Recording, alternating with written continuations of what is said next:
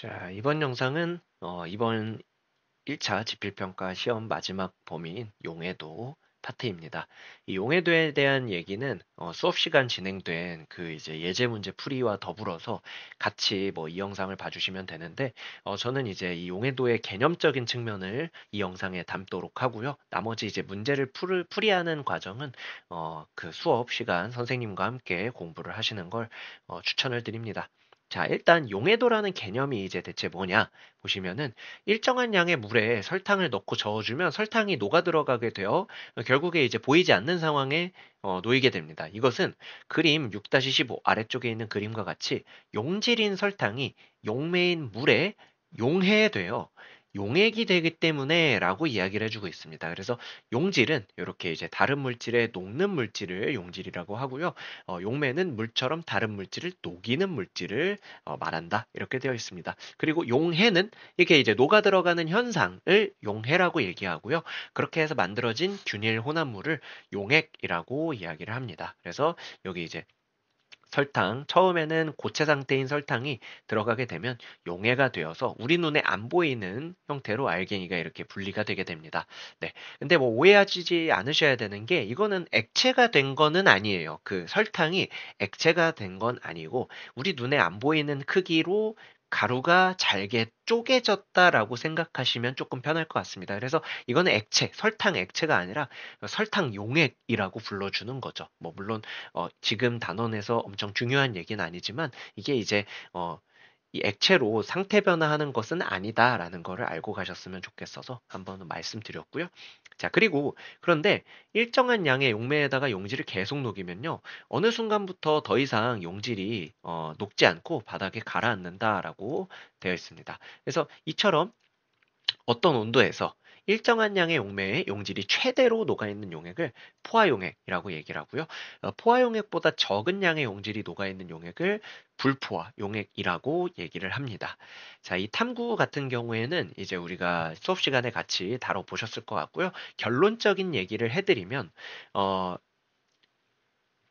결론적인 얘기를 해드리면 온도가 높을수록 더 많이 녹을 수가 있었죠. 그래서 떤 온도에서 용매 100g에 최대로 녹을 수 있는 용질의 그램 수를 용해도라고 얘기합니다. 그래서 여기 있는 그래프에서 볼 수 있다시피 이 질산나트륨, 질산칼륨, 황산구리, 염화나트륨 이런 물질들은 온도가 올라가면서 점점 더 많이 녹을 수가 있고요. 그 녹을 수 있는 양을 점을 찍어서 이 점들을 이은 선으로 표현한 내용이 용해도 곡선이 되겠습니다. 그래서 온도에 따른 고체 물질의 용해도를 나타낸 용해도 곡선까지 봤고요.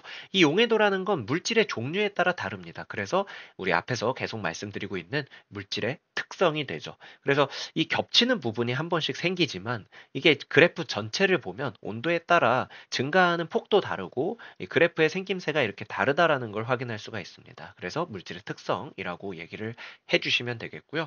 다섯 번째 줄에 이제 고체 물질의 용해도는 대체로 온도가 높아질수록 증가한다. 이게 이제 되게 또 중요합니다. 근데 여기 대체로라는 말이 나오듯이 모두가 그런 건 아니고요. 어떤 물질에 따라 이제 온도가 높아지면 더 안 녹는 그런 이제 물질, 고체 물질도 존재는 합니다. 그렇지만 대체로 우리는 그렇다라고 받아주시면 되겠고요.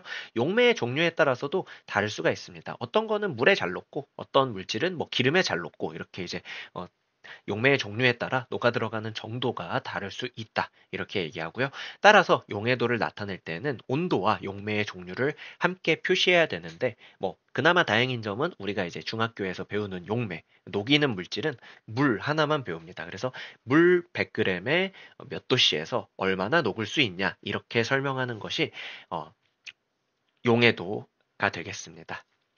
자, 이렇게 말씀드릴 수 있겠고요. 마지막으로 이 기체 용해도도 한번 말씀을 드리면은요.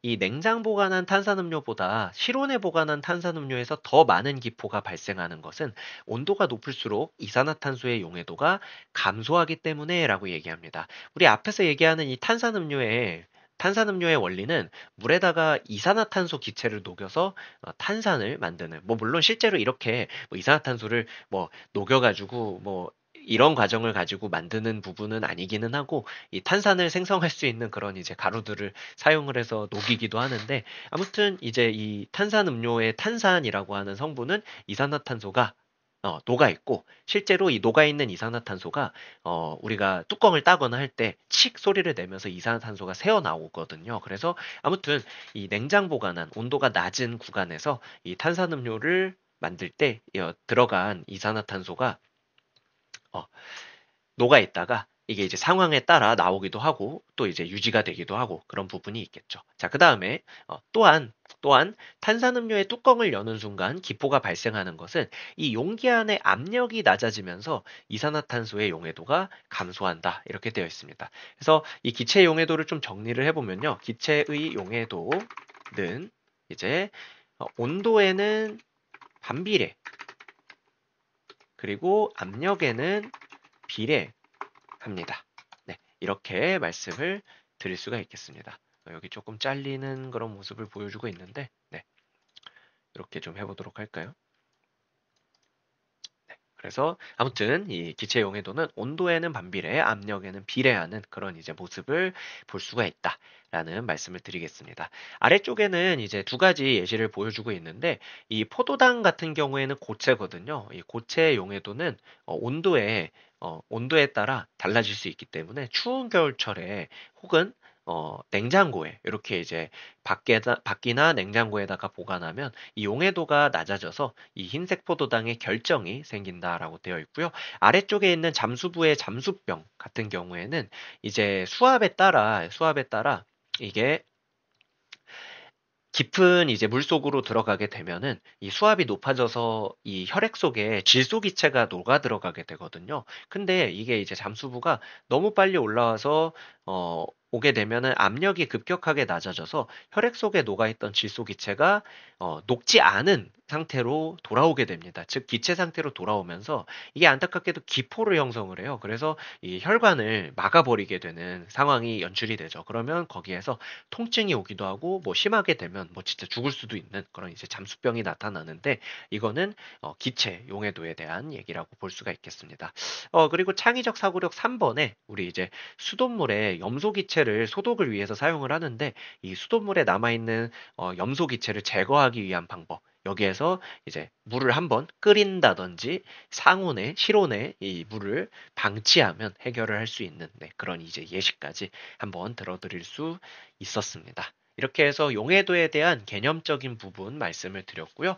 관련한 문제 같은 거 많이 풀어보시고 수업 시간에 이제 진행되는 문제 잘 집중해서 들어주시면 또 좋겠습니다.